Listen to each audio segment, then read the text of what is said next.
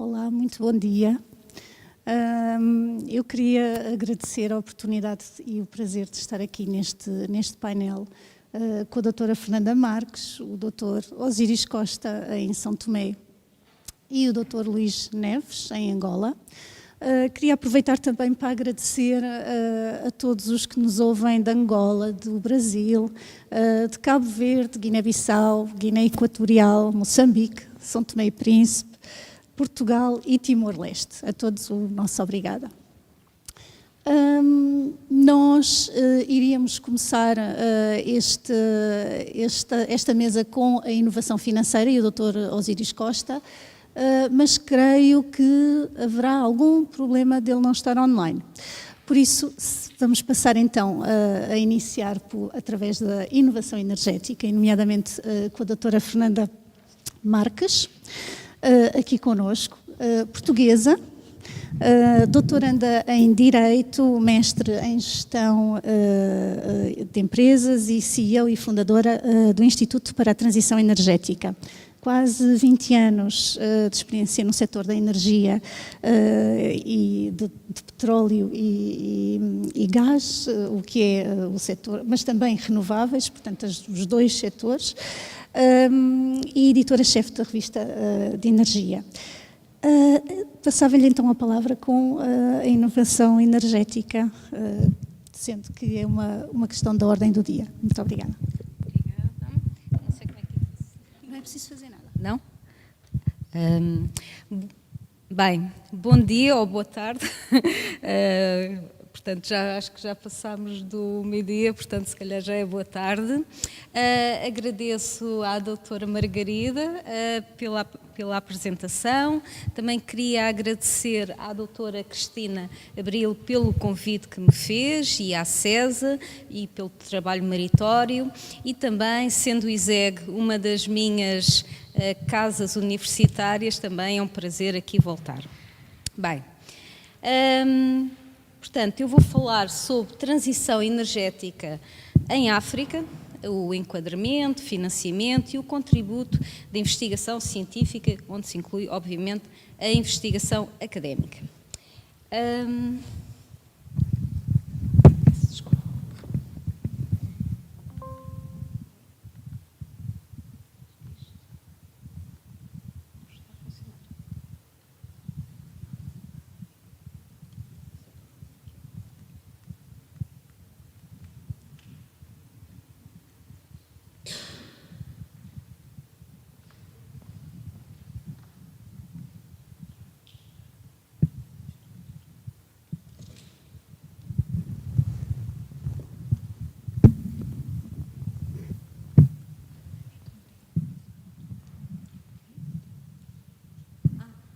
Se fosse possível passar para o slide seguinte, eu agradeço.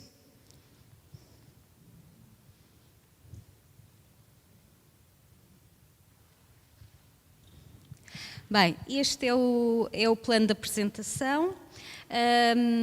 Portanto, começaremos pelas alterações climáticas, passamos depois para a transição energética, para a evolução do mix energético em África, depois para o financiamento e sua influência na transição energética e, por fim, o contributo, portanto, da investigação científica e académica para a transição energética em África. Bem, nós não podemos falar de inovação energética sem falar, obviamente, do tema que hoje está, portanto, mais que nos cenários atuais, que é as alterações climáticas. Segundo as Nações Unidas, define como alterações climáticas as mudanças a longo prazo nas temperaturas e nos padrões climáticos, que tanto podem ser naturais, por exemplo, as variações do ciclo solar, como aquelas que vêm das atividades humanas.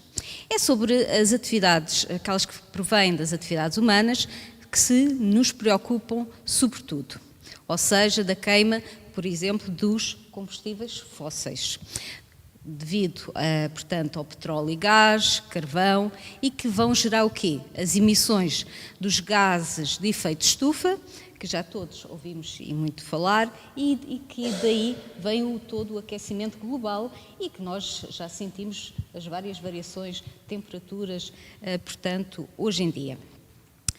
Neste momento estamos com um aquecimento global sem precedentes, ou seja, nós em 2 séculos aumentámos, portanto, 1,1 graus centígrados e ainda podemos chegar até ao final do século com 3,2. Portanto, é algo que realmente isto está a crescer de forma galopante.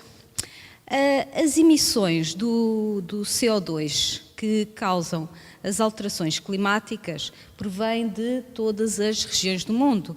No fundo, todos nós somos contribuidores para essas emissões de CO2, mais ou menos. Mas o contributo de África, portanto, é, no fundo, quase imaterial, ou seja, porque é apenas 3% das emissões globais de CO2. Ou seja, tem a menor contribuições para os gases de efeito estufa. Ainda que há um certo paradoxo, porque os efeitos dessas alterações climáticas é, sobretudo em África, que mais se fazem sentir. Portanto, a África subsaariana, que inclui os PALOPs, tem os países menos emissores do mundo. E mesmo dentro dos PALOPs, aqueles que contribuem mais, e mesmo assim de forma bastante reduzida, são Angola e Moçambique. Os países africanos mais emissores são a África do Sul. A África do Sul é o país realmente mais emissor, que, portanto, com maior destaque, e depois também havendo o Egito, Argélia, Nigéria e Líbia. Enquanto que a África só contribui com cerca de 3%, China, Estados Unidos e Índia contribuem com mais de 50% das emissões de CO2. Aqui se vê, portanto, a disparidade. Se pudessem... Pronto, aqui temos, portanto, aqui se pode ver a diferença dessas contribuições para as emissões de CO2, ou seja, vê-se ali a vermelho a China e a Índia, ou seja, que têm um grande contributo para as emissões de CO2, os Estados Unidos também, a Europa um pouco menor, só será mais se lhe juntarmos a Rússia, e a África, que está ali em azul, portanto é um valor bastante pequeno, conforme eu referi, 3%. Se pudessem mudar o slide, se faz favor. Pronto, talvez aqui seja mais evidente, portanto, no mapa do mundo, ou seja, África, ou seja, quanto mais claro, menos contribui para essas emissões de CO2 e, como se vê, a África, portanto, é o continente que está ali mais claro. Se pudéssemos mudar. Bem, quais são os impactos globais e, sobretudo, em África? As consequências das alterações climáticas, no fundo, se traduzem em quê? Em secas intensas, em escassez de água, incêndios graves, aumento do nível do mar, inundações, de gelo, tempestades e declínio também da biodiversidade. Ou seja, a África já tem vários problemas em termos das secas, da escassez de água, até mesmo em algumas zonas de nível do mar e, portanto, quanto mais as alterações climáticas tiverem expressão, portanto, a África sofrerá mais, ainda que seja, portanto, um contribuidor tem uma contribuição tão reduzida como eu já referi. Depois, quanto às alterações climáticas, portanto, temos estruturas e acordos globais para, no fundo, definirem ou delinearem para onde é que poderemos ir para mitigar essas alterações climáticas. Temos os Objetivos de Desenvolvimento Sustentável, desde 2005, que é um plano com 17 objetivos para que os países possam alcançar um desenvolvimento sustentável até 2030. Se fosse possível, exato, temos aqui. Chamo a atenção para os Objetivos de Desenvolvimento Sustentável, sobretudo 7, ou seja, um acesso à energia portanto, limpa, que é, portanto, um dos principais objetivos de desenvolvimento sustentável que importa para a África, ainda que, pronto, temos o 13, que é o combate às alterações climáticas e outros, mas realmente é muito importante o acesso à energia, que as pessoas possam ter acesso à energia e essa energia limpa, verde, portanto.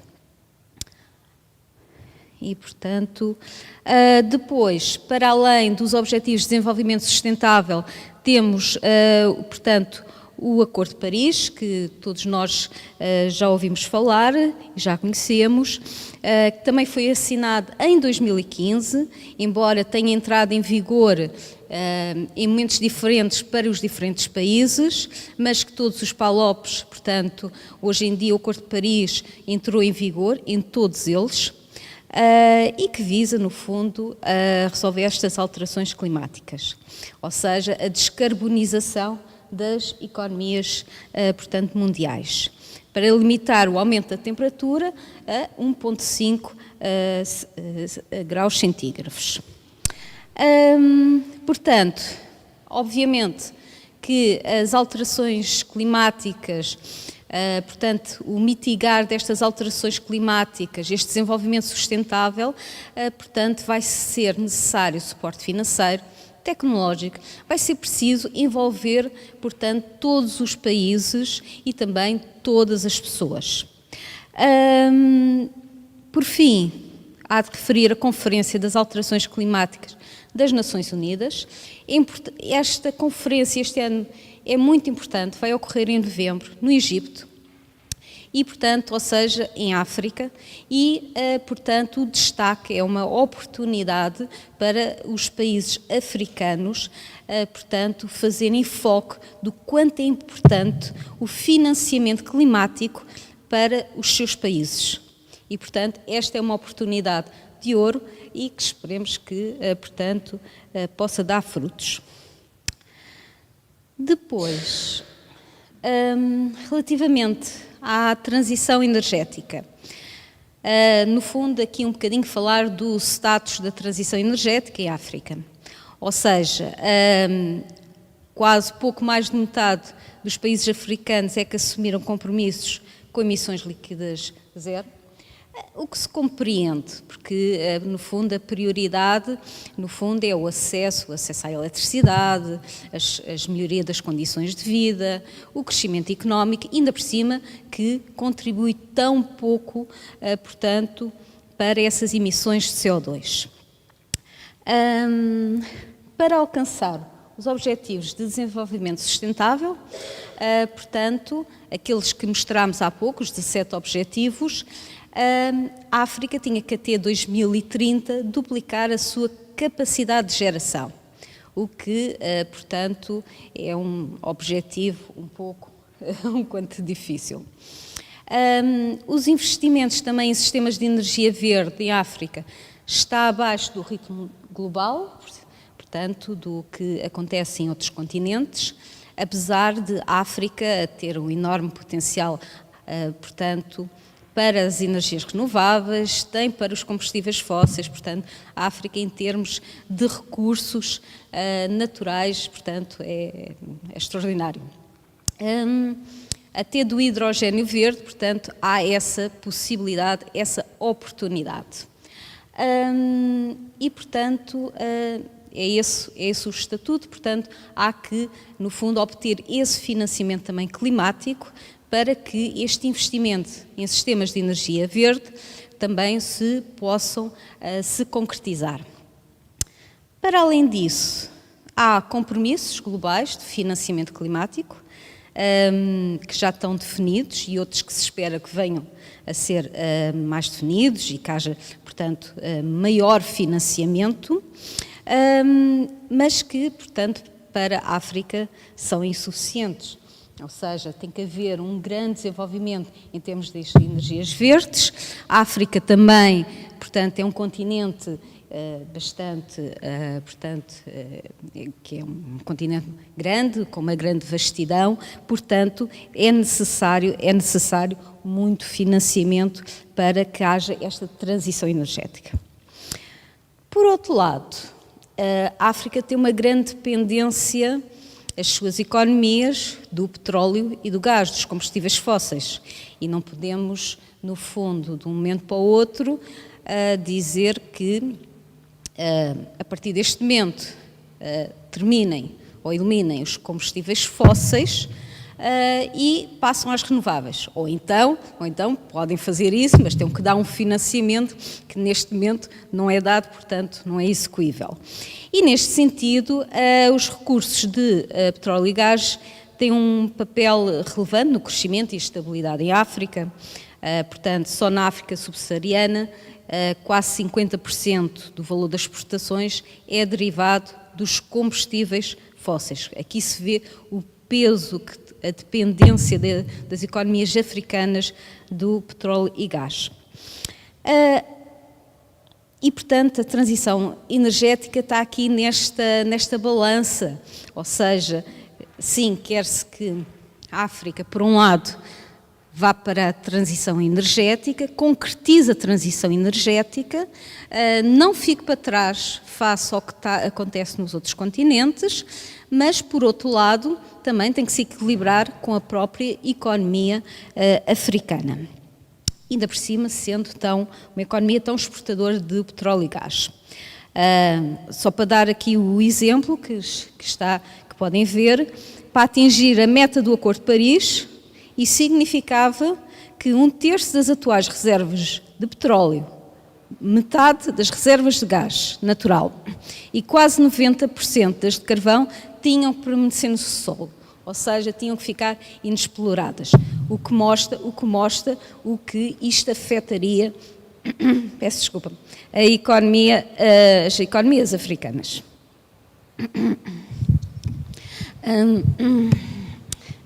Relativamente, portanto, obrigada.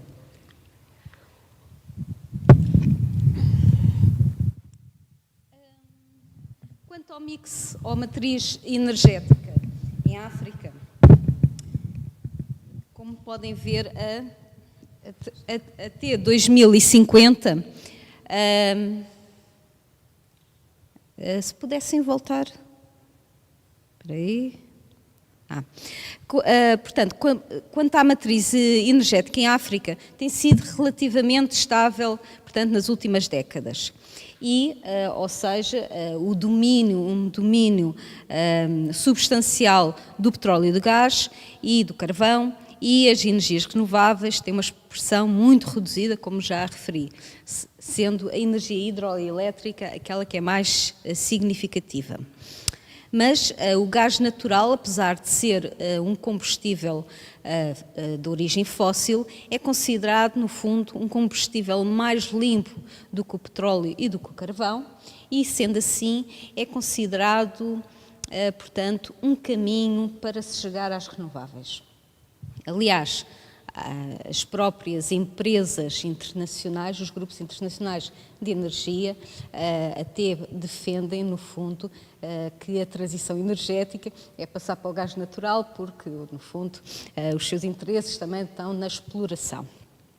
E como podem ver, aí, portanto, ali no quadro, o petróleo representa quase 40%, o gás natural quase 30%, o carvão 22%. E depois, no fundo, a parte hidroelétrica é quase 7% e o resto é 1% ou abaixo de 1%. Portanto, é, no fundo, extremamente residual, apesar do enorme potencial que a África tem para as energias renováveis. Portanto, no fundo, é necessário investimento, é necessário financiamento nesse sentido. E financiamento que, portanto, que a África não pode fazer só por si e, portanto, que é necessário também que quem contribui tanto para as emissões de CO2, que também possa investir, financiar, portanto, a África para essa transição energética. E também porque a África, à medida que há mais desenvolvimento, o crescimento da população, que há mais urbanização, também obviamente que o contributo, que é mais reduzido atualmente, irá crescer, das emissões de CO2, irá crescer. Mas as energias renováveis, apesar de terem um contributo ou uma expressão reduzida neste momento, estão em ascensão. A África do Sul é realmente o país onde há maior desenvolvimento, com uma taxa de crescimento anual de 21%, portanto, na última década. Como, se pudessem...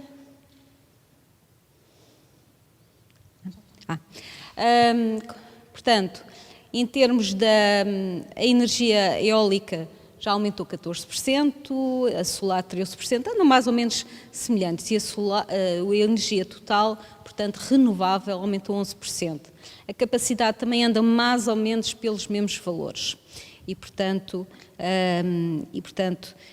esta geração, esta capacidade, este aumento pode ser muito mais potenciado devido aos recursos naturais que a África tem.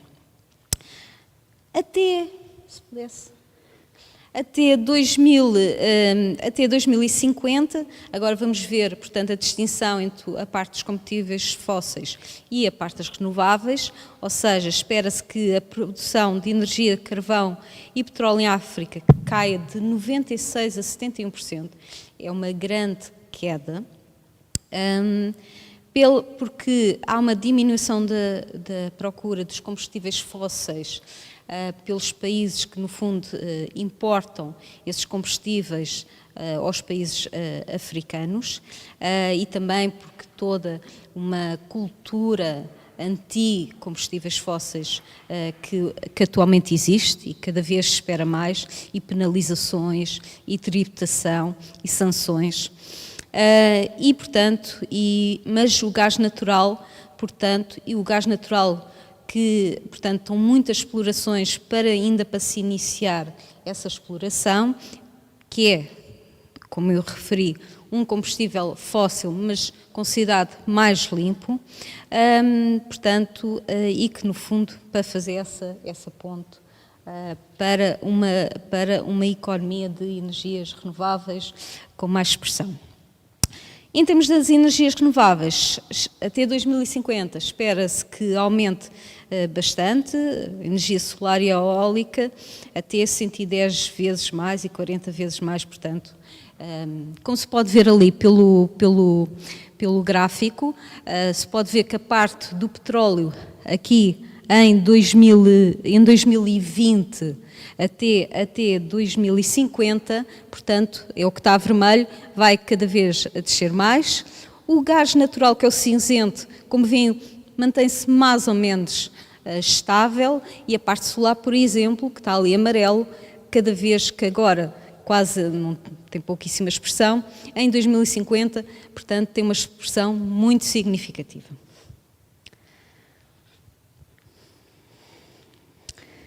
Então, falemos de uma das questões mais importantes em termos da transição energética em África, o financiamento.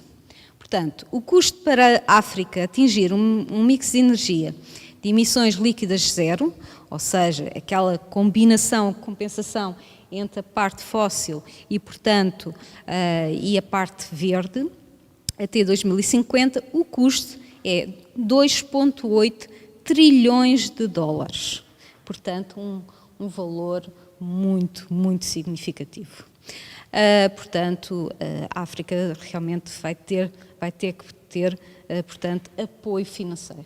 Apoio financeiro que, no meu entendimento, deve ser dado pelos países mais contribuidores. Deve haver essa compensação. Portanto, os Estados Unidos, a China, a Índia deverão contribuir. Depois, o custo para cumprir o Objetivo de Desenvolvimento Sustentável, o 7, ou seja, um acesso das pessoas a uma energia limpa, portanto, andará por ano entre os 40 e 100 bilhões por ano. Ora, se atualmente aquilo que está alocado será dar, portanto, para as economias em desenvolvimento 100 bilhões por ano, se a África precisa de 40 a 100 por ano, portanto, ou seja, ela não vai receber todo esse valor, o que significa realmente que não tem fundos suficientes para tal. E, portanto, essa situação deve ser alterada. Qual é a atração dos investidores para este financiamento? Está a crescer a procura e a acessibilidade da energia, porque também há mais populações, há mais urbanização, portanto, ou seja, à medida que portanto, há esse desenvolvimento, obviamente que há essa procura de energia, portanto, significa que, portanto, a energia, o setor da energia é um setor a crescer. Além disso, é a abundância e qualidade dos recursos renováveis em África, que é de uma abundância que, por exemplo, aqui na Europa não se tem nem um pouco, nem parecido.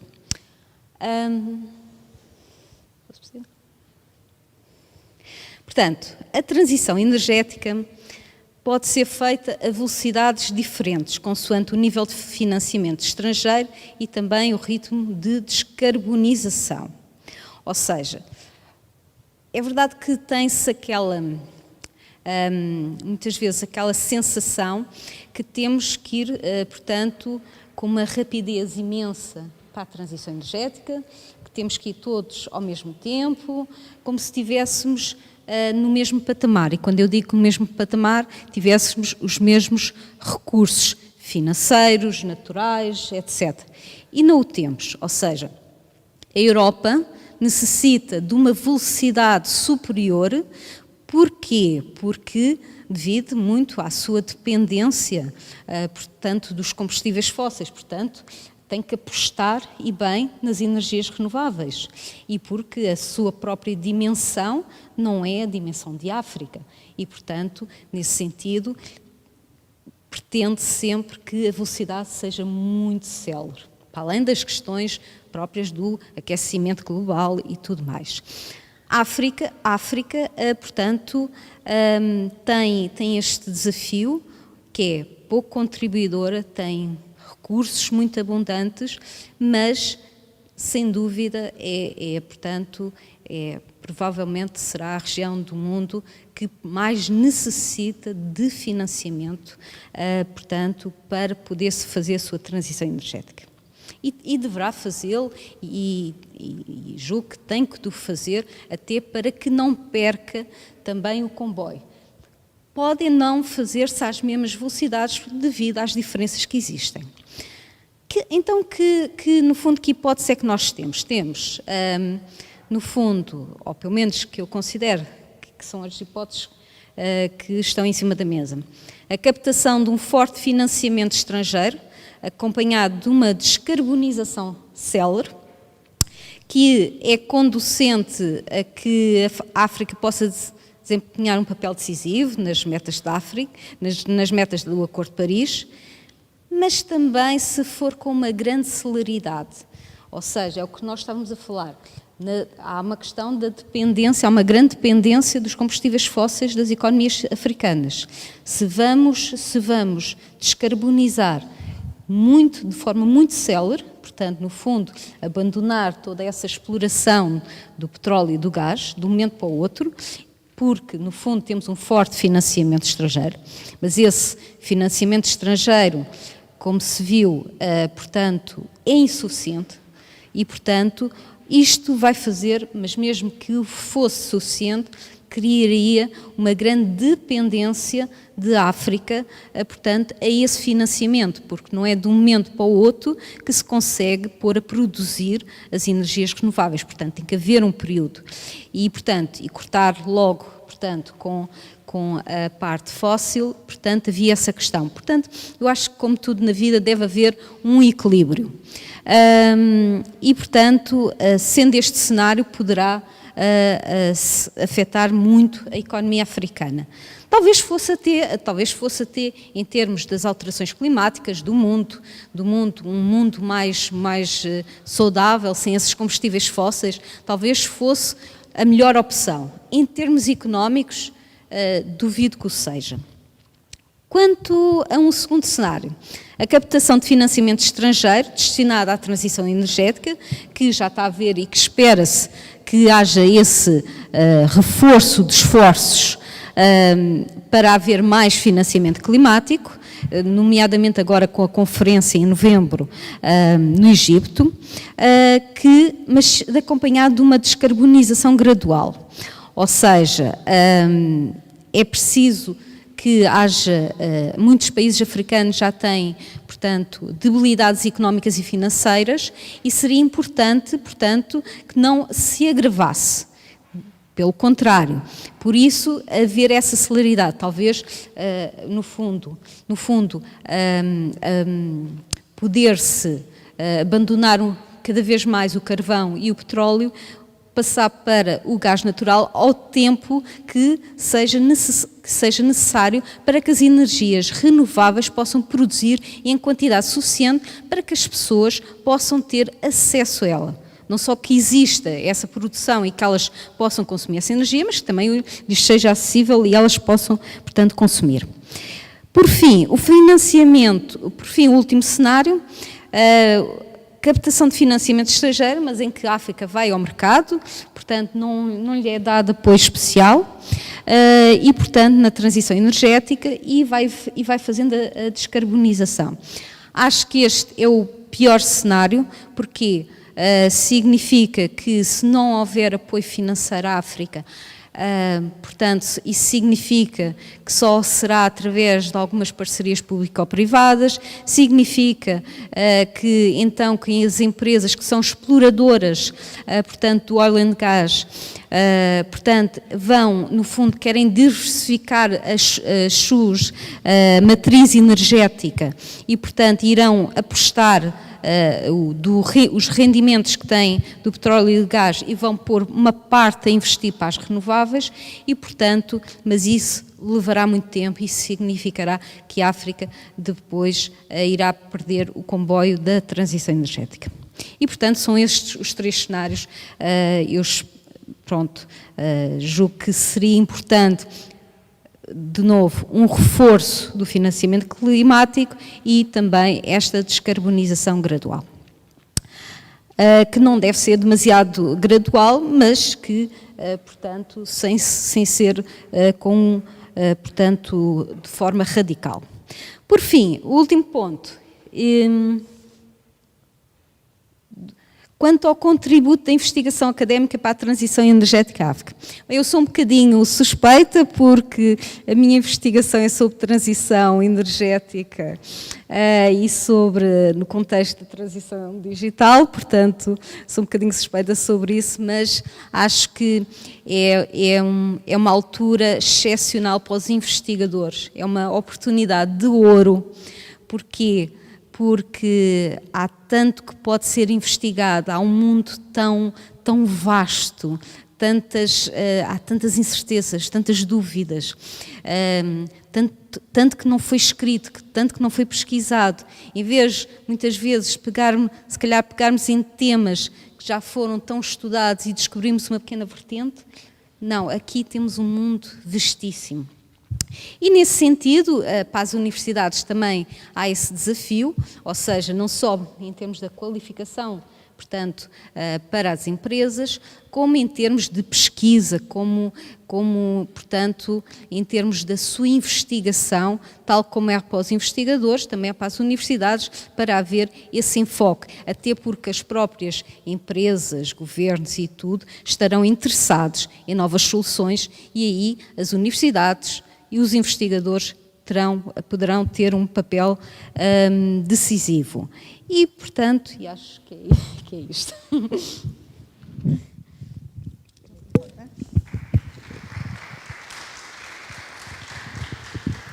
Muito obrigada, doutora Fernanda Marques, uma belíssima exposição. Acabamos com chave de ouro, a dizer que realmente isto é uma oportunidade única para a investigação, para juntar a tecnologia, para as energias renováveis começarem a ter realmente uma posição mais impactante e, nomeadamente, em África, que mais de 50% da população não tem acesso à energia elétrica e, portanto, esta energia renovável poderá ser precisamente investigada e desenvolvida e, portanto, acabamos mesmo com chave de ouro. Muito, muito obrigada pela sua apresentação. Passamos agora para a inovação financeira. Temos o Dr. Osíris Costa em São Tomé, neste palco virtual. Lamentavelmente não vamos poder ter o Dr. Luís Neves, mas então passamos para o Dr. Osíris Costa. Mestre em Economia Monetária e Financeira pelo ISCTE. Foi administrador e membro executivo do Conselho de Administração do Banco Central de São Tomé e Príncipe, é analista macroeconómico e investigador precisamente do Banco Central de São Tomé e professor universitário. Não sei se estará, se já o poderemos fazer. Cá está. Bem-vindo, passo-lhe a palavra então para a inovação financeira e parece-me que não estamos a ouvi-lo. Bom dia a todos, não sei se me conseguem ouvir. Bom dia a todos. Conseguem-me ouvir? Sim. Conseguem-me ouvir? Sim. Muito bom dia. Estou audível? Estamos a ouvi-lo e bom dia. Muito bom dia. Antes de mais, gostaria de cumprimentar a todos.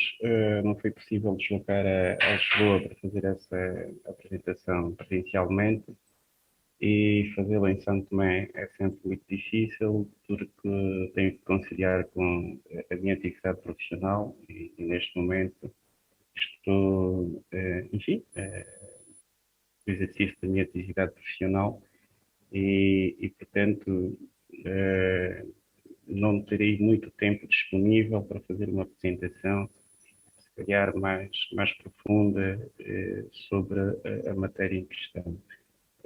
E, portanto, vou fazer considerações muito breves, não trago concretamente nenhum slide, apenas para fazer menção a aspectos muito genéricos que se prendem também com a transição energética e uma breve relação com questões de natureza económica e financeira e também falar de uma forma muito breve da inovação financeira. Relativamente à transição energética, devo dizer que, enfim, de acordo com aquilo que é o objetivo do governo, prevê-se que até 2030 o país passa a ter 50% da energia que é fornecida ser de energias renováveis. Portanto, esta meta que se tem até 2030 é um processo que não é novo, tem-se verificado alguma morosidade neste processo de transição, mas pronto, nós somos um país com conhecimento muito dependente de apoio externo e isto determina muito a dinâmica das nossas ações. E relativamente a isto, devo dizer que São Tomé e Príncipe, de 2016 para cá, tem observado níveis muito baixos de captação de fundos externos e isto naturalmente tem determinado toda uma dinâmica de investimentos, de projetos e também no setor energético. Portanto, devo também dizer que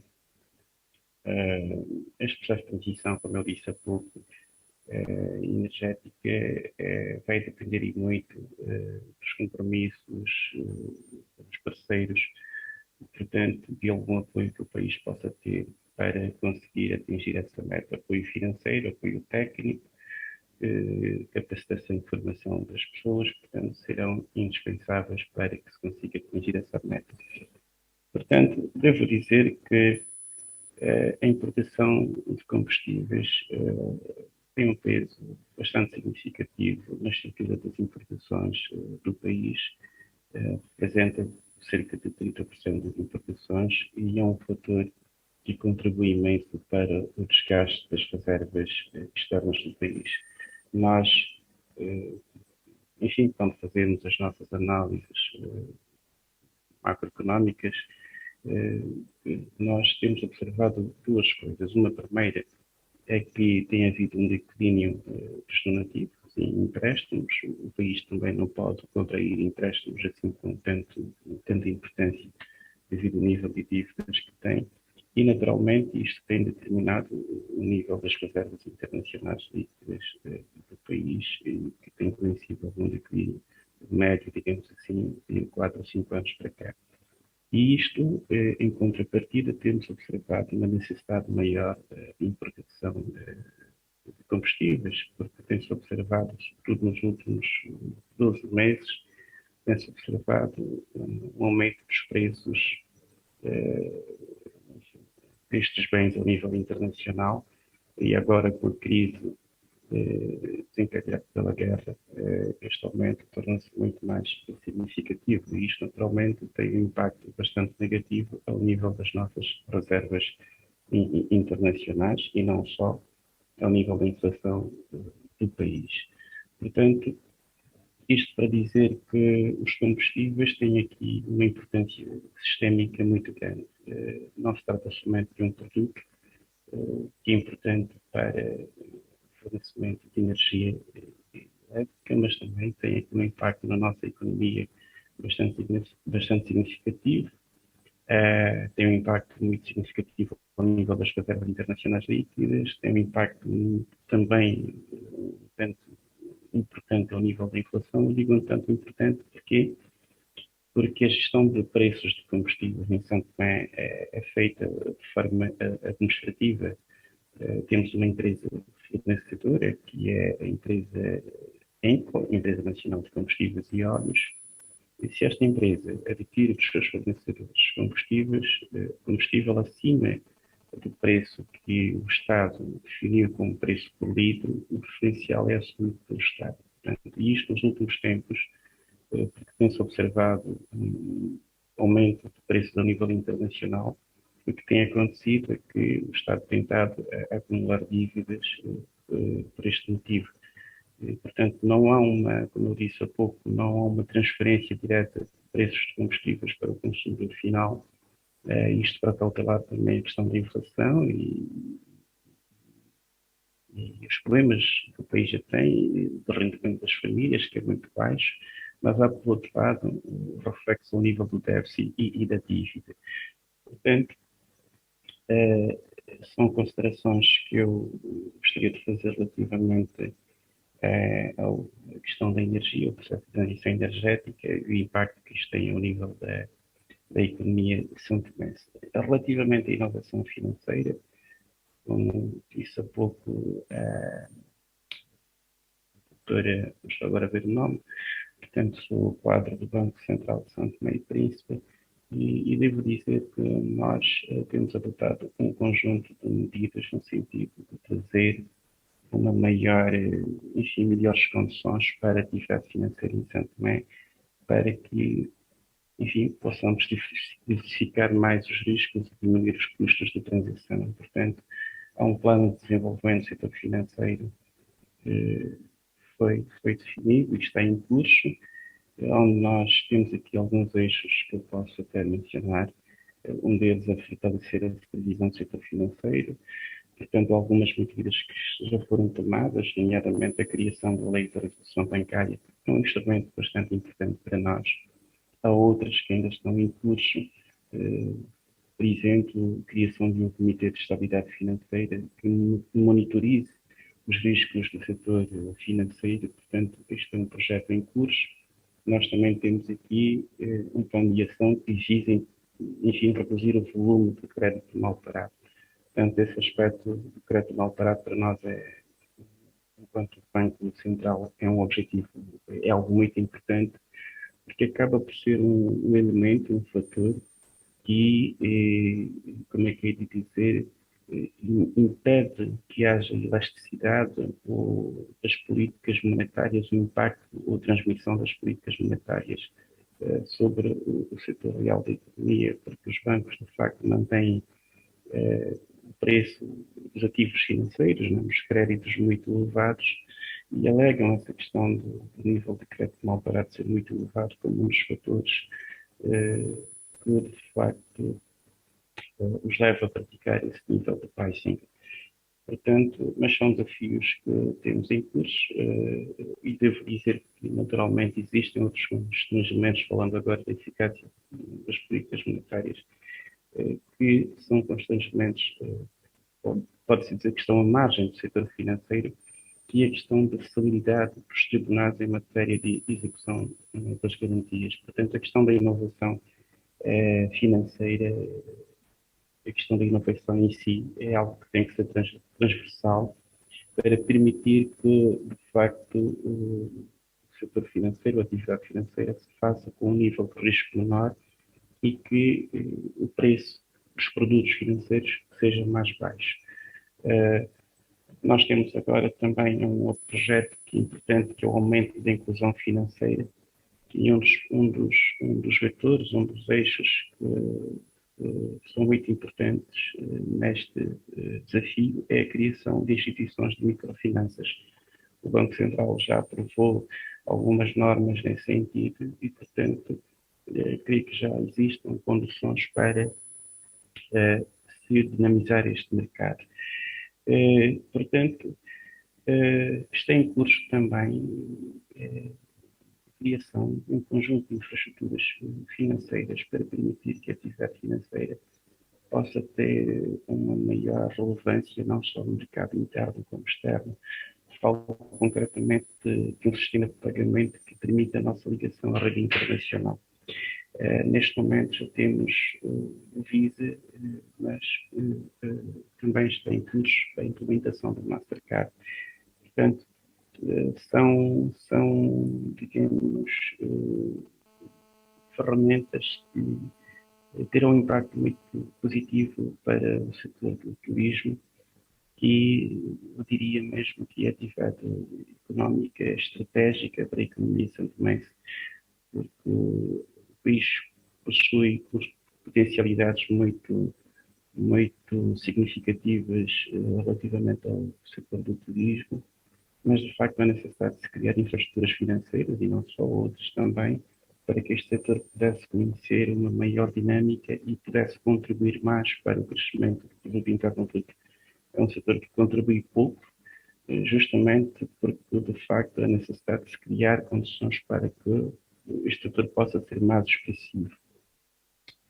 Portanto, em traços muito gerais, é o que eu gostaria de trazer como contribuição e peço desculpas por não trazer uma apresentação através de um slide ou coisa assim, uma apresentação se calhar mais estruturada. E, portanto, esta é a minha contribuição para o evento e eu agradeço desde logo a oportunidade de me foi dada.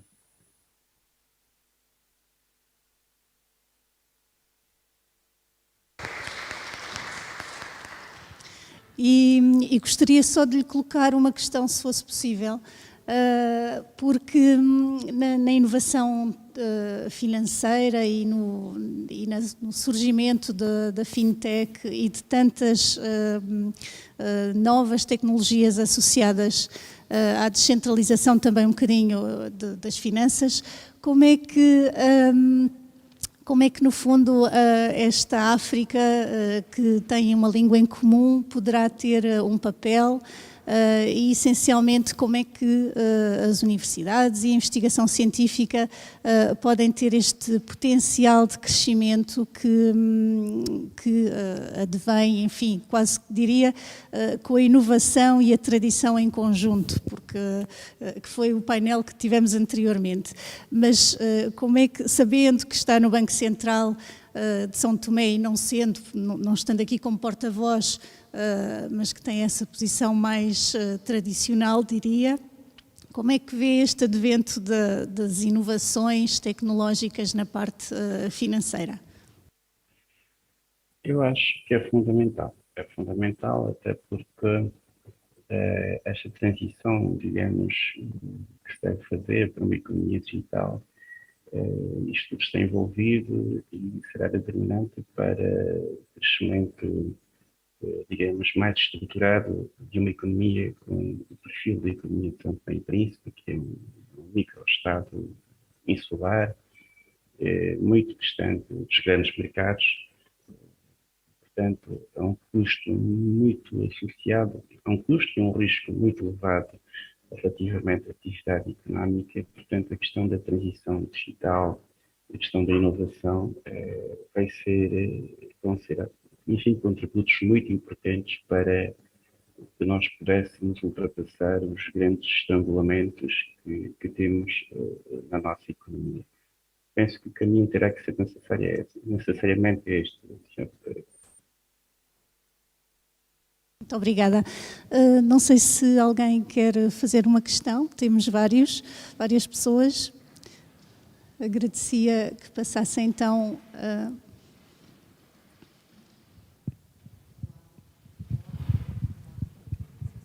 Olá, boa tarde. Eu peço desculpa se as minhas palavras forem um bocadinho politicamente incorretas, mas eu tenho várias reticências relativamente à palavra financiamentos para a África. Há décadas que eu assisto a vários financiamentos para a África e a dependência da África de financiamentos desproporcional à evolução da sua autonomia. Quando não faz muito sentido, sendo o território que é, com a capacidade de ser totalmente sustentável e, acima de tudo, aquilo que eu assisti foi à permanente e constante expatriação de capitais para empresas nacionais e estrangeiras, porque isso é o que, na realidade, acontece na maioria do continente. Eu não consigo ser hipócrita, lamento, às vezes corre melhor, corre pior. 2,8 trilhões de dólares é muito dinheiro. É hipotecar uma intenção. Eu ouvi há pouco o discurso do presidente do Ghana e foi com muito orgulho que gostei de ouvir aquelas palavras, que é: nós temos que resolver os nossos próprios problemas. Nós, Ocidente, exportamos um horror e uma vergonha de lixo para a África todos os dias. Eu tive a oportunidade de desafiar o Sem Fim, que é uma empresa de um politécnico em Portugal, de formação profissional na área de metalurgia e metalomecânica, em consonância com alguns debates com o Ministério do Ambiente em Angola. E verificámos que é muito simples, com tanto lixo, e já chegarei também às energias, na sequência das energias renováveis, produzimos pequena maquinaria de uso doméstico que estimula o mercado informal, que dará origem à formalidade depois de toda a economia local, de se produzir pequena maquinaria para transformar todo aquele lixo em matéria-prima que pode servir para se exportar e gerar a sua necessidade imediata, sem precisar de financiamento estrangeiro, de gerar receita local e, nomeadamente, moeda estrangeira.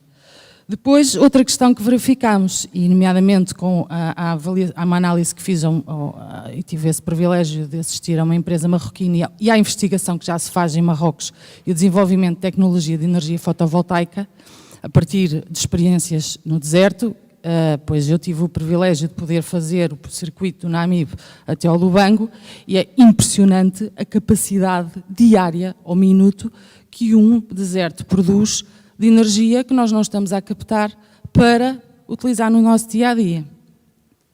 Investigação que não está a ser feita.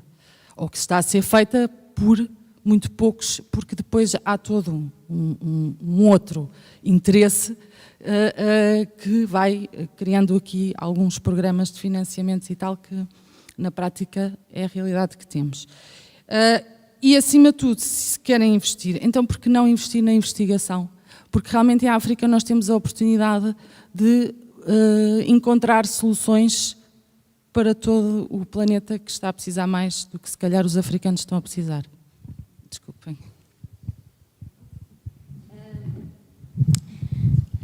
Eu concordo em boa parte do que diz. É assim, eu não sou adepta de um financiamento climático ad eterno e que, portanto, eu sou mais apologista de se dar a cana do que se dar o peixe. Mas a verdade, vamos ver, há países, ou seja, a África do Sul, o Norte da África, não precisam desse financiamento, vamos ser sinceros.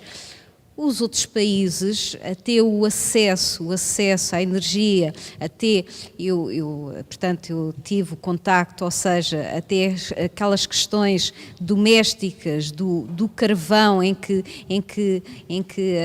portanto, as mulheres em África, o quanto tinham que andar, as crianças que não podiam ir à escola por causa da questão de irem, portanto, ir buscar carvão e tudo mais. Portanto, há há prioridades que é preferível, ou seja, o acesso à eletricidade, etc.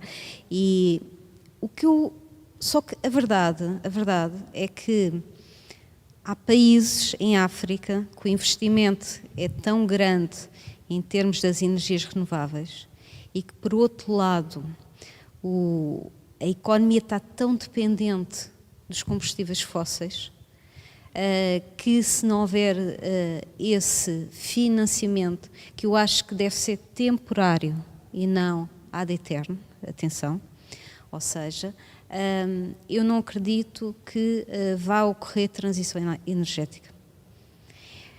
Eu acho que é mais nesse sentido, ou seja, até que consigam, no fundo, ter essas estruturas de energias renováveis e elas que, no fundo, consigam estar a produzir, porque aquilo leva tempo até conseguir estar a produzir.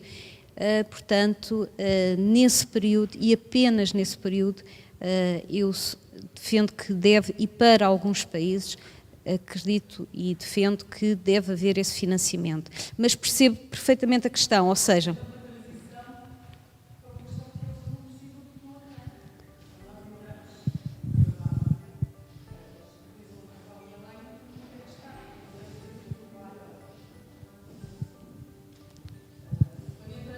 Sim.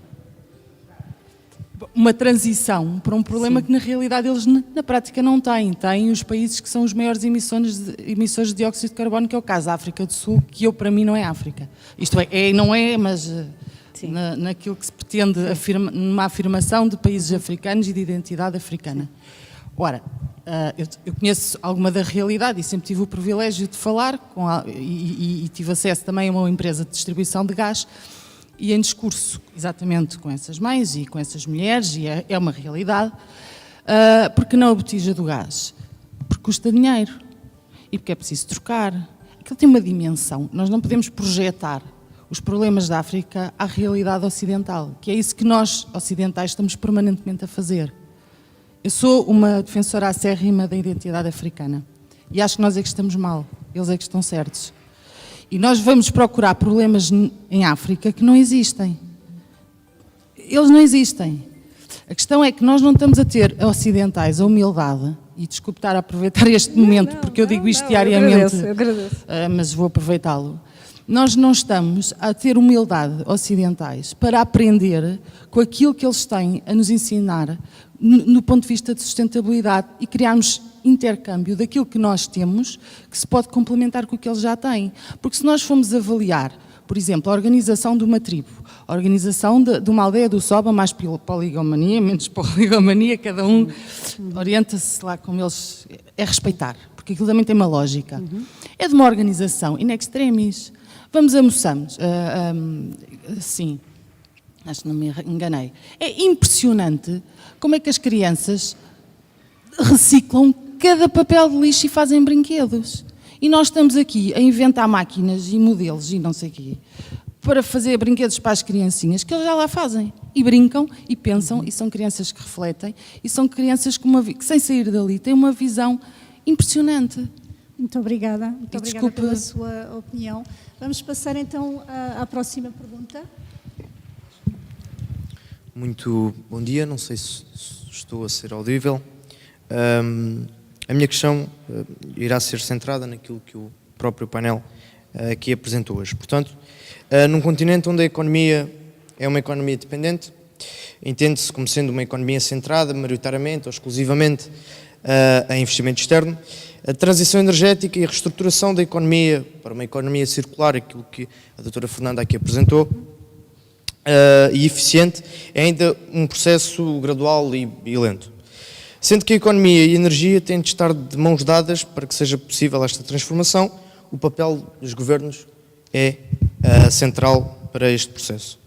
A minha questão para o painel é então a seguinte: quais os instrumentos e políticas públicas que devem ser implementadas a nível interno de cada Estado africano e que espelhem a realidade do continente africano e não os modelos que são incutidos pelas superpotências? Muito obrigado. Não sei se o Dr. Osíris Costa deseja responder, Muito obrigado. Então, não vou falar do contexto africano em si. Poderia Falo ligar São o Tomé e seu Príncipe. som? Não sei se Perfeito. conseguem ouvir. Não sei se me conseguem ouvir. Sim? Ok. Sim, disse que não iria falar do contexto africano em si, mas particularmente de São Tomé e Príncipe. Hum, É uma realidade que conheço melhor e não tive tempo disponível para fazer uma investigação, digamos, ao nível do continente. Mas nós, já há muitos anos, há muitas décadas, temos uma forte dependência, lamentavelmente, do apoio externo para implementar as nossas políticas e no setor energético também. E, portanto, esta dependência do apoio externo conduz-nos a um nível de incerteza muito grande. Às vezes temos as nossas projeções, os nossos programas, mas que, de facto, as alterações que há, as irregularidades que se verificam ao nível do apoio externo, isso compromete imenso os nossos projetos, quer no setor de energia como outros. E, portanto, eu creio que o problema esteja esta incapacidade que o país teve ao longo, enfim, das 4 décadas da sua existência enquanto Estado independente, essa incapacidade de gerar riqueza e essa tendência que tem sido, enfim, praticamente permanente e até crónica, acaba por nos colocar num quadro de incertezas também e que não nos ajuda nada a conduzir políticas estruturais e estruturantes e que nos pudesse conduzir a um nível de transformação que fosse mais significativo.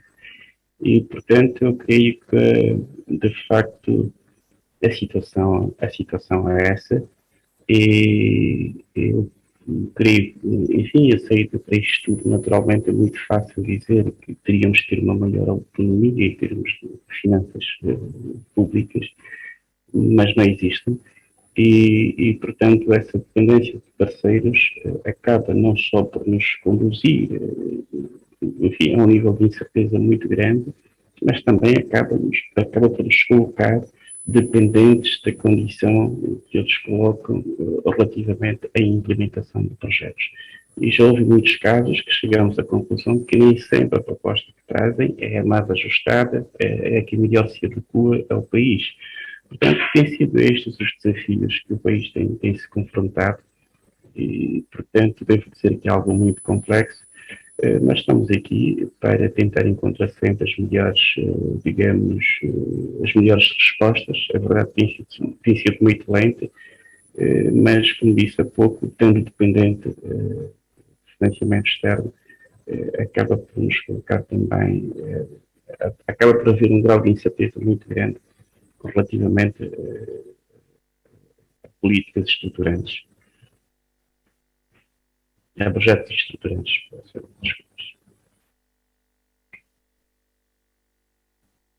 Sim, no fundo até dá para responder a ambos, no fundo é isso. É assim, nós estamos num... Claro que é assim, temos de ter em conta as especificidades de cada continente, de cada região do mundo. Mas estamos na globalização, estamos num mundo global. Ou seja, o Acordo de Paris, os Objetivos de Desenvolvimento Sustentável, a Conferência das Partes, ou seja, estão lá quase todos os países do mundo. É assim, há que ter em conta essas especificidades, mas estamos no mundo global. Imaginemos, ok, portanto, não damos nunca o peixe, só damos a cana, certo? Mas a cana, por sua vez, não é das melhores. O que é que isso vai acontecer? Vai acontecer é que a África cada vez tem mais população, vai ter mais urbanização, mais comércio, mais transporte e depois, daqui a uns tempos... quer dizer, as emissões de CO2, portanto, é o mundo inteiro, não está dividido aos bocados, ok, agora é deste continente, é daquele. Portanto, também temos que pensar, quer dizer, com essa evolução, depois nós temos transição, nós, Europa, Estados Unidos, temos, seja Rússia, seja o que for, temos essa transição energética, temos essa política. E depois a África, que entretanto já tem mais população, que já tem as emissões de CO2 cresceram imenso. O que é que vamos fazer? Portanto, é assim, eu volto a dizer, eu acho que é como tudo na vida, temos que fazer um equilíbrio, portanto, ou seja, no fundo é como se fosse uma criança que se entrega uma bicicleta. Ou seja, no início podemos pôr-lhe umas rodinhas, mas passado uns tempos temos de lhes tirar as rodinhas, porque senão habitua-se tanto a estar com as rodinhas que já não sabe andar de bicicleta sem as rodinhas. E até pode ter algum receio no início, sem as rodinhas, como é que isto... Mas a verdade é que depois anda por ela sozinha. A questão, acho que será mais no sentido não fazer com que essas rodinhas estejam tempo demasiado, para que, no fundo, a criança na bicicleta não esteja tão habituada a circular assim, que já não saiba fazer e é por essa opção que irá querer se manter. Quanto às opções, quanto à segunda, portanto, a segunda questão, a última questão. É assim, que modelos? Enquanto que, por exemplo, na Europa se fez planos nacionais de energia e clima, certo? Colocou-se metas, portanto, houve revisão desses planos e tudo mais. Em África isso não há, portanto, tem que se criar metas concretas, concisas, se estão a cumprir, se não estão a cumprir, e também nesse sentido é a forma de que as tais rodinhas não permaneçam demasiado tempo. É preciso isso, ou seja, não é do género, ok, damos o financiamento e pronto, e mais nada. Não. Metas concretas. E mais, se não forem cumpridas as metas, então que terá que haver as devidas sanções. Eu julgo que o caminho terá que ser por aí. E, portanto, em África faltam leis, faltam modelos regulatórios, modelos de gestão, modelos de financiamento, falta tudo isso. E aí a investigação pode dar um grande contributo nesse sentido, no fundo, a apresentar soluções que estão a ser inovatórias, portanto, e específicas para o continente africano. Muito obrigada. Temos mais uma pergunta de Euclides. Olá, bom dia a todos. Boa tarde, na verdade, aqui ainda dia, estou no Brasil. Conseguem me ouvir? Mais aqui? 1, 2, 3, 4, e depois se calhar ouvimos mais ou menos, porque pode haver temas repetidos. Me conseguem ouvir? Bom dia. Sim, consigo, deste lado. Ouvimos-lo de... Eu estou no Brasil, mas eu sou angolano. Estamos a ouvi-lo? Sim, eu disse, eu estou no Brasil nesse momento, mas eu sou de Angola, sou professor e investigador da Universidade de Agostinho Neto. Pode colocar a sua questão. Sim, a minha pergunta é em relação às energias renováveis e olhando os gráficos que foram apresentados, não se pensa que a Europa, a China, a Índia, os Estados Unidos se desenvolveram exatamente porque usaram os recursos que tinham para o desenvolvimento e na hora que os problemas começam a surgir, se empurra isso à África, porque eu sinto que há uma sensação de paternidade do antigo continente em relação à África. A África não tem situações, apesar da falta de água, de luz, que isso tem a ver com mal governação, não tem nada a ver com desmatamento ou com o uso excessivo dos recursos naturais para o desenvolvimento. Entretanto, a África não tem esses problemas. O mundo está sendo afetado exatamente porque esses países fizeram o seu desenvolvimento usando os recursos de forma inadequada. Então, eu acho que as decisões que são tomadas a nível mundial e depois incutidas para a África, elas estão desconceituadas. Elas não olham a realidade social das pessoas que vivem em África. Elas não são baseadas na evidência local. Elas são simplesmente uma visão externa do que deve ser feito na Europa e na América, e que a África deve seguir. Eu acho que esse modelo anda completamente errado, e eu vou falar isso em termos, por exemplo, de saúde. No caso da Covid-19, a África adotou a mesma medida que a Europa e as Américas, desnecessariamente, prejudicou mais ainda as suas economias. Pronto, eu dizia que às vezes estamos a tratar problemas diferentes de forma igual, e isso é completamente errado.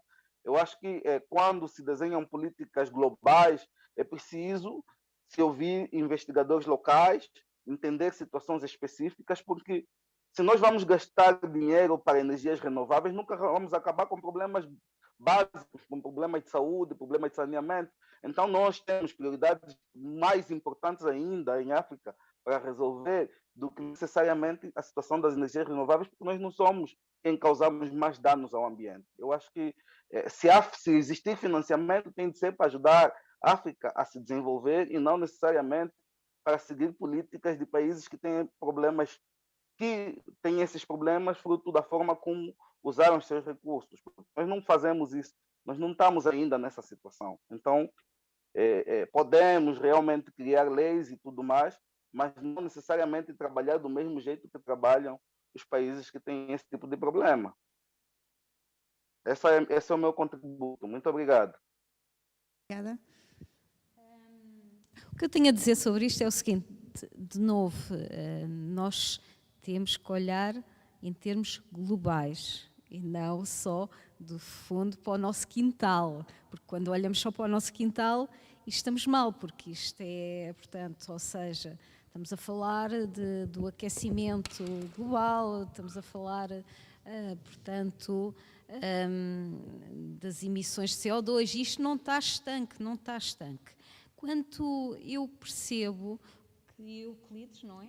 Euclides quis chamar a atenção, ou seja, como eu disse na minha apresentação, ou seja, não é uma prioridade, portanto, a redução das emissões de CO2 em África neste momento, porque há a questão do acesso à energia, à eletricidade, a melhorias das condições de vida, o crescimento económico. Mas vamos a ver, se não fizermos nada, e neste caso, a África não fizer nada, a verdade é que está a haver toda uma cultura que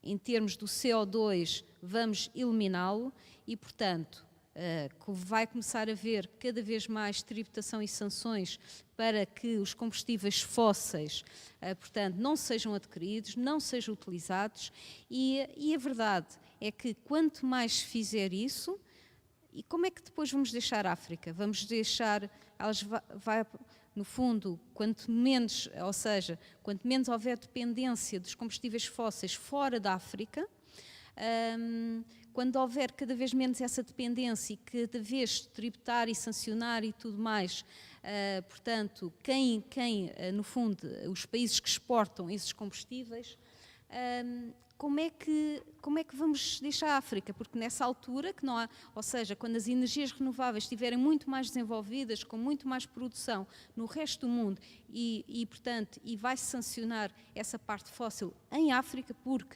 porque a África faz toda essa produção intensiva em termos de combustíveis fósseis, portanto, a África tendo essas sanções, isto no fundo é a lei do mercado, diminui a procura dos combustíveis fósseis. Isso não vai afetar as economias africanas? Obviamente que vai. Isso vai afetar as economias africanas, vai afetar as condições de vida das pessoas em África. Portanto, eu julgo que, novamente, nós não devemos só olhar para um quintal, devemos olhar de forma global, mas tendo em conta, sim, a especificidade que existe em cada região. Ou seja, acho que não devemos nem o 8 nem o 80. Acho que sempre o equilíbrio é sempre a melhor opção. Ok. A próxima questão. Boa tarde. Queria primeiramente agradecer aos panelistas e também os comentários que foram feitos anteriormente. Acho que o debate está sendo muito enriquecedor. E eu gostaria de saber se nesse processo de transição energética, em países que estão passando pelo desafio do desenvolvimento tardio, se, para evitar esse terceiro cenário, ou seja, um cenário mais demorado, não seria a transferência de tecnologia uma condição necessária. Ou seja, tentando simplificar, se a transferência de tecnologia não seria necessária para que essa transição energética fosse bem sucedida no médio e no curto prazo em África. Sim, sem dúvida que vai ser importante ou seja, é um dos pontos essenciais também no Acordo de Paris é toda essa transferência de tecnologia, portanto, em termos, portanto, deste caminho que é para a transição energética. Quanto a esse terceiro cenário, só que nesse terceiro cenário, é assim, a tecnologia tem os seus custos e o terceiro cenário seria no sentido de que a África vai por ela própria ao mercado, portanto, não há nenhum financiamento especial, nenhum financiamento climático, portanto, ou seja, os países mais contribuidores para o CO2 não vão contribuir para a África, ela está por ela própria e, portanto, o que significa que se está ela própria, se vai buscar financiamento ao mercado, um financiamento muito mais oneroso e, portanto, as receitas que ela tem são os combustíveis fósseis, portanto, a transferência da tecnologia é mais um custo. Portanto, o que significa, sim, se é verdade que a transferência de tecnologia é muito importante, é verdade que contribui mais rapidamente para a descarbonização, mas também tem um custo. E, portanto, nesse cenário, ainda que possa acelerar um bocadinho mais essa descarbonização, que será bastante lenta, portanto, mas não ajuda a voltar, no fundo, entre aspas, para um ritmo normal, porque tem essa onerosidade. Não sei se o Dr. Osiris Costa tem alguma coisa a acrescentar ou se quer responder a uma questão em particular que ainda iremos colocar aqui. Gostaria de reagir à observação que fez o... não estou a ver o nome da pessoa, o colega pouco, que estava a falar do Brasil.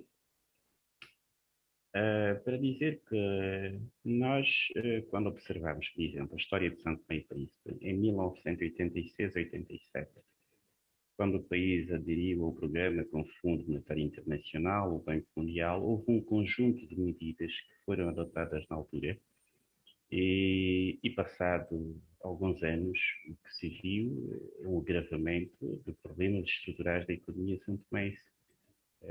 Adotamos medidas que não se ajustavam à economia do país, regimes de câmbios flexíveis, quando a base produtiva é muito fraca, enfim, um conjunto de decisões que só contribuíram para agravar o nível de dívida externa e uma dependência cada vez maior do exterior, a dependência económica. E essas questões têm que ser ditas de forma clara e devemos dizer que essas medidas também, houve reformas que foram feitas ao nível do setor de energia, por exemplo, e que desde aquela altura não se viu eficácia nas decisões que foram tomadas. É verdade que é um problema de governação. Eu daquilo que vi ali sobre o país, este problema sempre se colocou, lamentavelmente, mas também há aqui, e temos que dizer isto de uma forma clara, esta nossa relação com os parceiros é uma relação que nós temos que avaliá-la em várias dimensões, porque às vezes há essa percepção, pelo menos de nós que estamos cá, de que há medidas que não se ajustam àquilo que de facto são os desafios que o país tem e os resultados, passado alguns anos, vê-se que é quase que nulo. O que de facto acabamos por verificar é um incremento da dívida pública que acaba por nos limitar também, de certa forma, a adotar medidas estruturantes. Portanto, eu acho que isto é tudo muito complexo, mas de facto cabe a nós, os africanos, neste caso concreto, os santomenses, encontrar saídas para isto. Não tem sido fácil, porque de facto, no caso concreto de São Tomé e Príncipe, nós temos hoje uma dívida do governo que deve rondar 90% do produto interno bruto, a dívida do setor público está acima, está a 120% ou 130% do produto interno bruto. E isto o que é que acontece? Isso nos limita, o país não consegue desenvolver ações estruturantes devido ao nível de responsabilidades que tem. E, portanto, nós acabamos por estar um bocadinho sujeitos, ou muito sujeitos, ao apoio externo. E, portanto, isto acaba por ser muito complexo. Eu creio que a situação, por exemplo, que vivemos atualmente, com toda essa conjuntura internacional desfavorável, o impacto que isto tem sobre a economia, uma economia tão vulnerável e tão exposta como a economia santomense, é bastante significativo e, naturalmente, isso vai postergar, isto vai retardar cada vez mais projetos como, nomeadamente, de transição energética e outros, à medida que houver qualquer problema, enfim, que afete, digamos, os canais de transmissão, digamos assim, de financiamento externo ao país. Portanto, tem sido assim.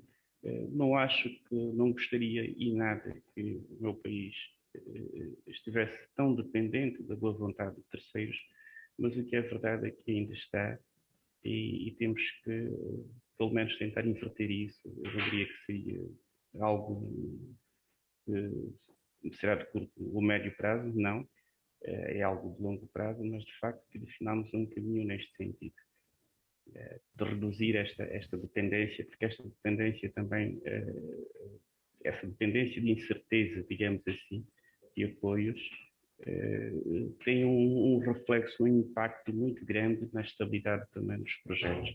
Este aspecto e outros, como disse há pouco, sempre houve problemas a nível da governação, da gestão do país. Acabou por ser também um dos fatores que determinou muito atrasos que se viu relativamente a projetos que podiam nos colocar hoje numa situação, digamos, da economia muito melhor do que aquela que nós estamos no momento.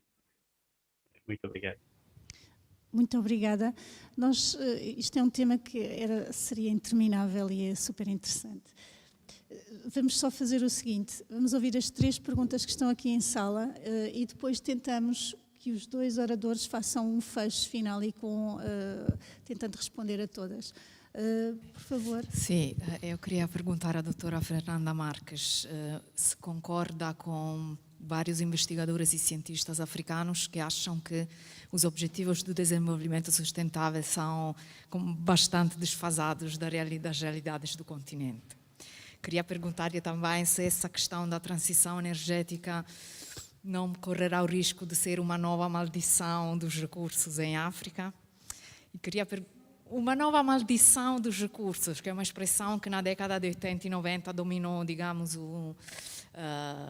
dominou o debate sobre recursos em África. E queria perguntar-lhe, a última questão, o que é que acha do papel que vai ter em breve, que está a ter neste momento e vai ter em breve a África nessa crise criada pelo conflito ucraniano-russo relativamente precisamente aos recursos. Estou a pensar, o governo do meu país italiano acaba de fazer acordos com Angola para criar, digamos, fornecimentos alternativos de energias. Portanto, que papel é que a África poderá ter no imediato futuro? Se tem uma opinião.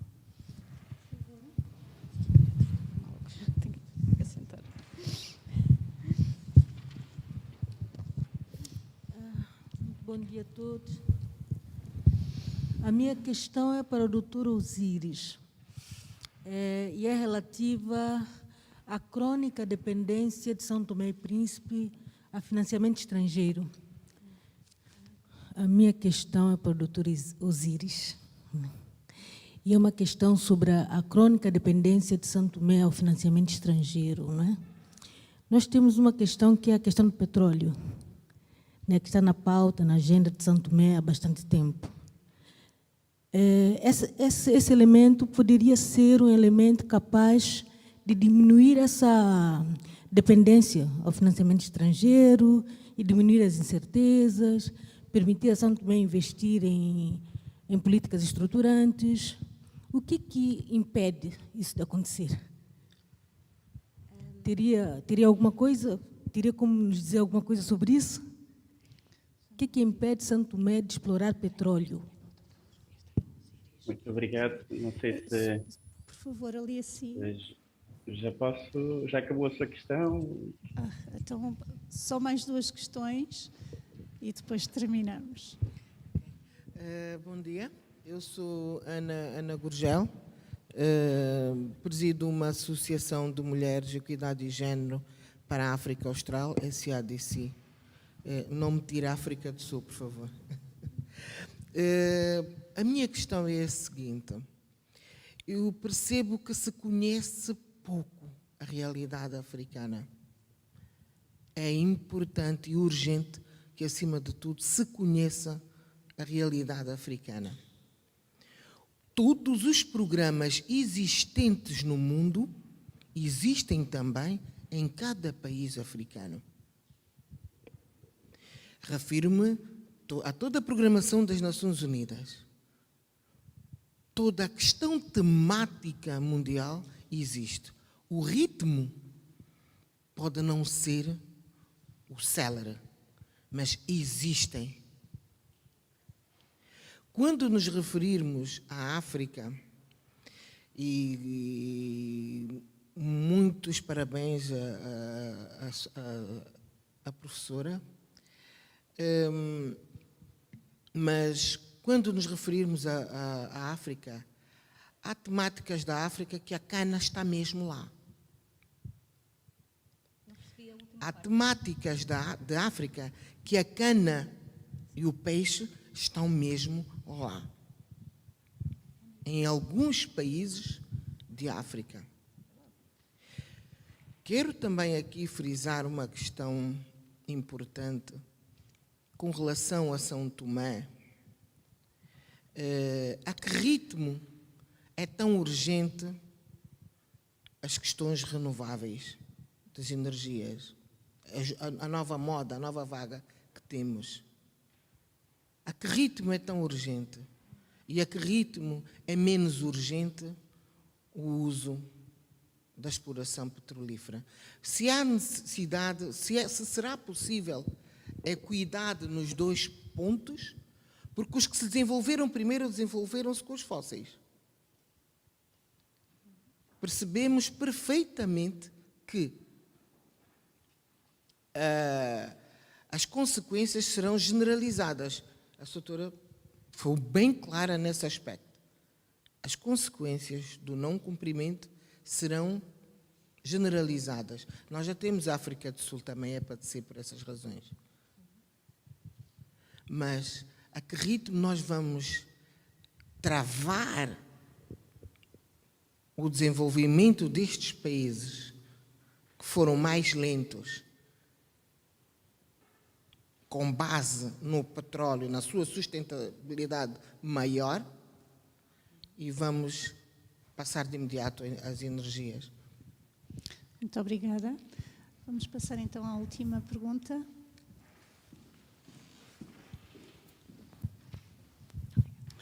Boa tarde a todos.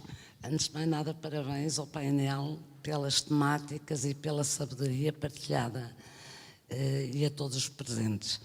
Eu, mais que uma questão, tinha uma provocação direcionada para a doutora Fernanda Marques, que tem a ver exatamente com isto. Por mais questões que nós levantemos, estamos aqui numa situação que me parece de impasse. Nós temos 54 países africanos que são mais que os países da União Europeia, que são 27, eventualmente 30. Pronto. A questão de fundo que temos aqui é que as metas do Acordo de Paris são globais, são para o mundo, não são para a África, nem são para a Europa, nem são para o Oriente. A outra questão que temos no outro prato da balança é que quem deveria ter... A África não tem hipótese de fazer isto sozinha. Acho até que nenhum país, tirando uma ou duas exceções. Mas também não pode ficar ad eterno à espera dos investimentos estrangeiros ou das ajudas, eu nem digo dos investimentos, das ajudas, porque se não houver uma obrigatoriedade dos países mais poluidores, da China e dos Estados Unidos, em fazer obra em África, porque de facto a África tem tudo para nos ultrapassar em termos de tempo, porque tem abundância de energias renováveis que nós não temos, quer eólica, hídrica, solar, todas elas. Mas para isso é preciso fazer investimento em painéis, em eólicas, o que quer que seja. É assim, se estiver à espera do investimento barra ajuda, ou se obriga, e teria que ser, por intermédio da ONU, não vejo outra forma, os Estados Unidos e a China, ou um grupo de países mais abrangente, mas os mais poluidores, que é difícil obrigar a uma situação destas, é sempre tido como ajuda, ou então só há uma forma de ultrapassar esta questão, que é regulamentar de uma forma isenta, formal e direto, sem quês, sem muitas voltas, o investimento particular, o investimento privado em África de estrangeiros. Eu estou a dizer isto porque eu venho da área jurídica, mas fiz uma transversal para as relações internacionais e trabalho com investimento estrangeiro de Portugal, de portugueses no estrangeiro e dos estrangeiros em Portugal. Eu tenho investidores aptos e capazes de investir em África, essencialmente agora em Moçambique, que não temos acompanhamento, não temos legislação específica para podermos iniciar investimentos. Não temos parcerias. Eu não vejo. Isto é, no fundo, uma provocação futurologista para a doutora Fernanda. Vê, a doutora que é especialista, estudiosa nesta área, vê alguma possibilidade, independentemente de pequenas questões, de haver a ajuda de 2,8 trilhões de dólares do mundo, que deveria ser, mas o que deveria normalmente nunca é o que é. Acha que é possível ficarmos à espera disso? Ou acha que indo por outra base e captar a África precisa, a grande parte dos países da África, eu falo especificamente de Angola e Moçambique, que é com quem eu trabalho, precisa de regulamentação jurídica, precisa de força política e precisa de criar um gabinete no governo que acompanhe, que faça parcerias a estas pessoas que querem ir para lá fazer hídricas, pôr painéis solares, comprar terrenos para pôr eólicas. Não temos condições de investir por falta de legislação e por falta de apoio. E não é apoio financeiro. Não é apoio financeiro que os investidores precisam. É regulamentação jurídica. Então faço-lhe esta provocação. Acha que é possível resolver por outro lado? Obrigada. Muito obrigada. Vamos tentar resumir e depois eu passo a palavra ao Dr. Osíris Costa, que irá terminar depois. Bem, vamos a ver se eu consegui apanhar todas as questões. Bem, em primeiro lugar, quanto aos Objetivos de Desenvolvimento Sustentável, é natural que países ou governos que estejam, portanto, por um lado, que estejam muito adeptos dos combustíveis fósseis. Eu já estive em conferências em que, portanto, em que há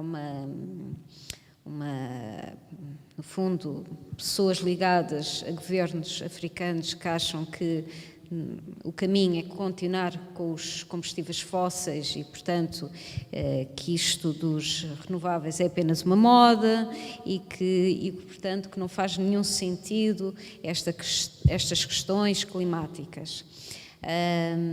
Há quem também, das próprias empresas internacionais de exploração, que defendem que alterações climáticas, isso sempre existiu, de vez em quando há lá umas vagas, pronto.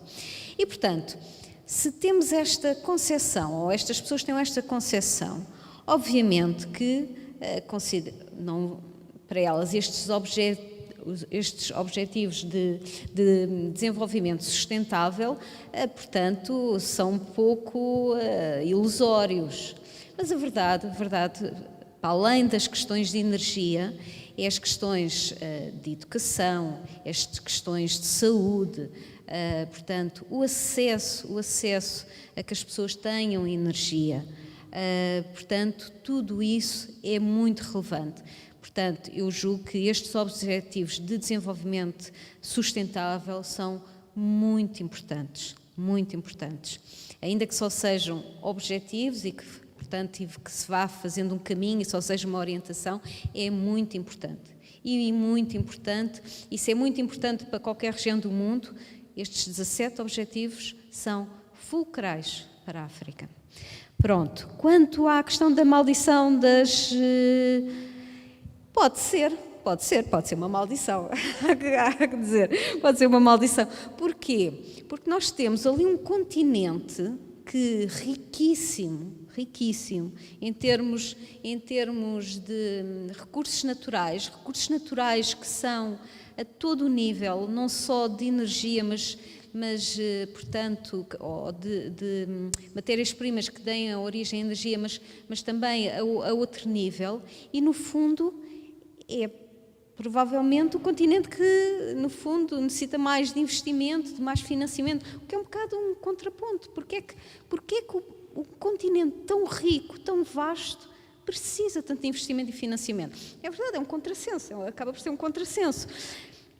Portanto, se me pergunta se também pode ser uma maldição, pode ser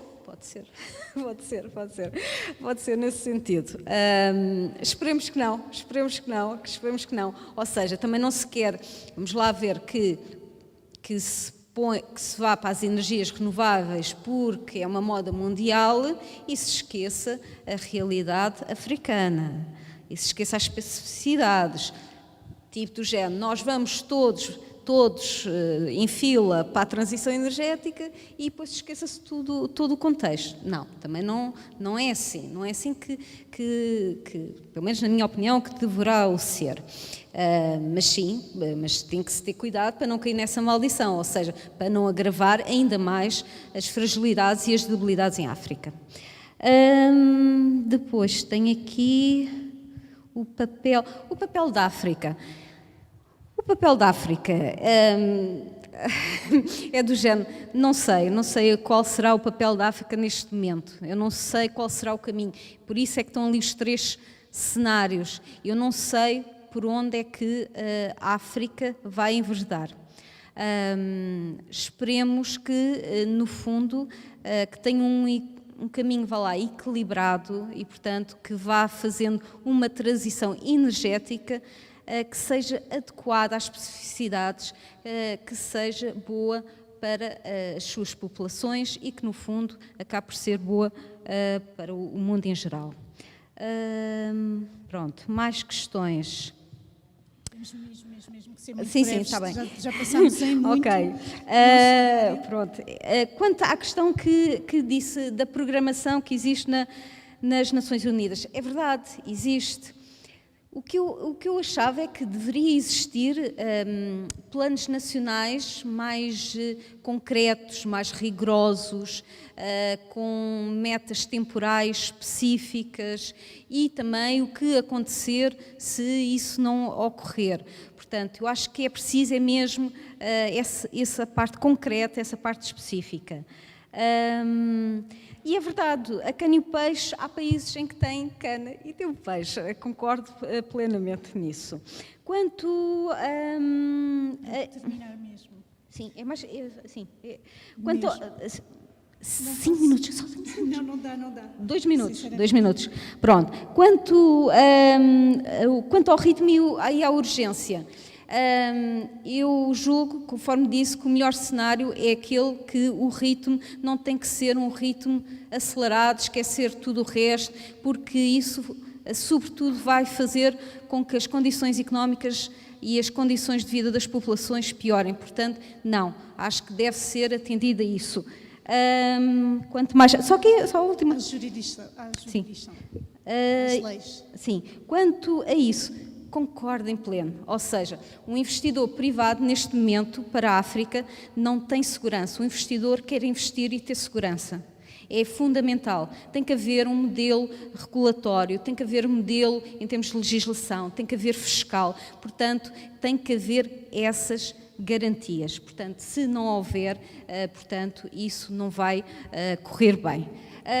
Só um último desafio, eu que eu dava um último desafio à plateia, é que aquilo que estão a questionar, escrevam, ou seja, não precisa de ser em teses, mas escrevam, portanto, há tanto local para se poder publicar, portanto, e é isso que no fundo cria uma discussão de ideias, esse debate, e é assim que se evolui. Pronto, é isso, obrigada. E seguramente este é um espaço para debater e nós vamos dar essa oportunidade a todos também online e durante quando este encontro terminar. Doutor Osíris Costa, 2 minutinhos para terminar. Tinha uma pergunta muito específica para si.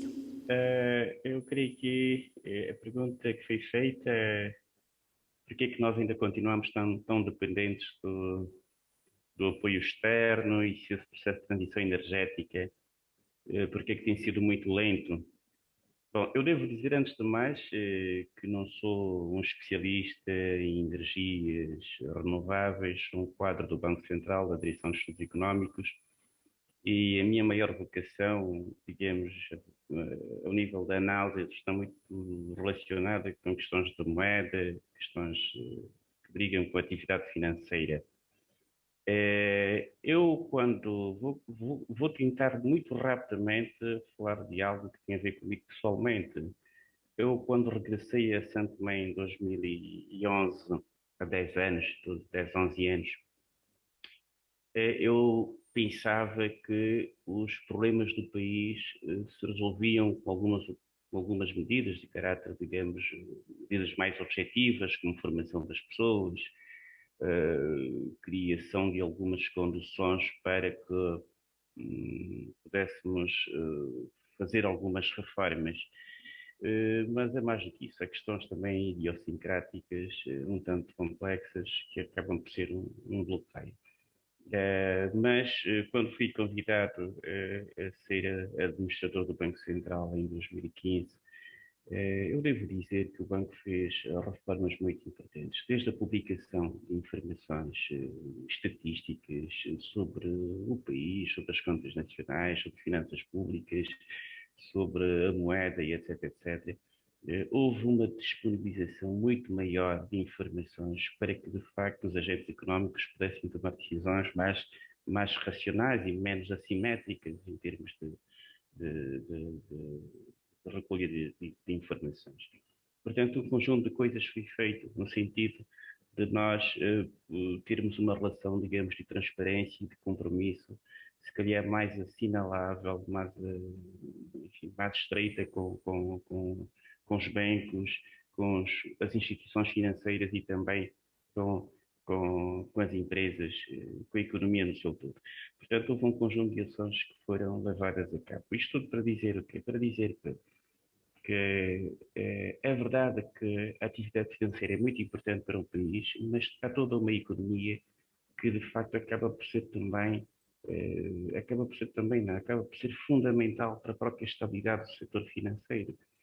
E aquilo que eu tenho observado é que nós, em São Tomé e Príncipe, deparamos com um problema único e se calhar, com um problema único, não. Um dos problemas fundamentais da nossa economia tem muito a ver com o nível de restrição de financiamento que existe em relação à economia. Falo de financiamento bancário, cujo custo é muito elevado.